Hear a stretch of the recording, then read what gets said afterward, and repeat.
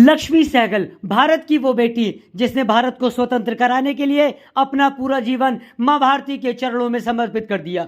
नमस्कार दोस्तों, मैं मनीष क्षेत्रपाल अपनी series the unsung heroes of India के दूसरे पार्ट में आप सबका स्वागत करता हूं और आज मैं आपका परिचय करा रहा हूं भारत की एक महान बेटी कैप्टन लक्ष्मी सहगल से।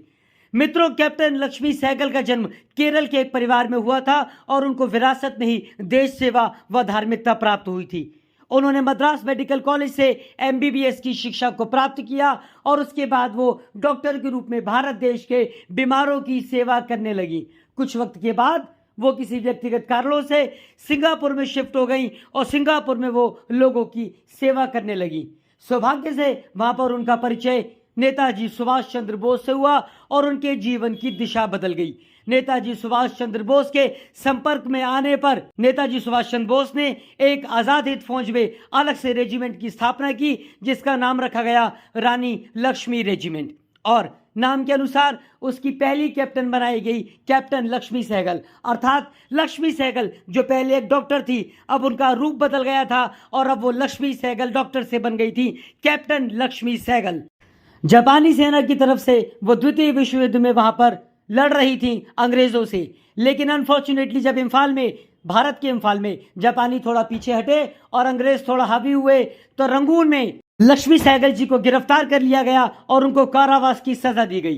कुछ वक्त बाद उनको रिहा किया गया और वो भारत आ गई और वो खुशकिस्मत थी कि उन्होंने भारत को स्वतंत्र होते देखा। उन्होंने उगते भारत के सूरज को देखा था। आज़ादी के बाद पुनः वो डॉक्टर के रूप में पुनः भारत के लोगों को अपनी सेवाएं देने लगी। वो भारत के उत्तर प्रदेश के कानपुर नामक शहर में शिफ्ट हो गई, स्थानांतरित हो गई और कानपुर में उन्होंने लगातार अपनी डॉक्टरी की प्रैक्टिस को जारी रखा।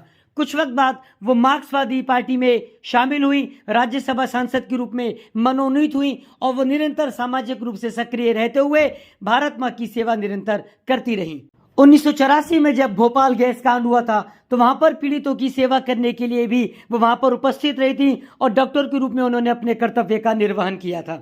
इसके अलावा अनेक ऐसे उदाहरण हैं जब भी भारत को किसी विपदा का सामना करना पड़ा, वो डॉक्टर के रूप में सदैव ही भारत के लोगों को अपना साथ देने के लिए तत्पर रहती थी। उन्होंने राष्ट्रपति जी का चुनाव भी लड़ा था, लेकिन उस समय राष्ट्रपति भारत के बने थे डॉक्टर APJ अब्दुल कलाम।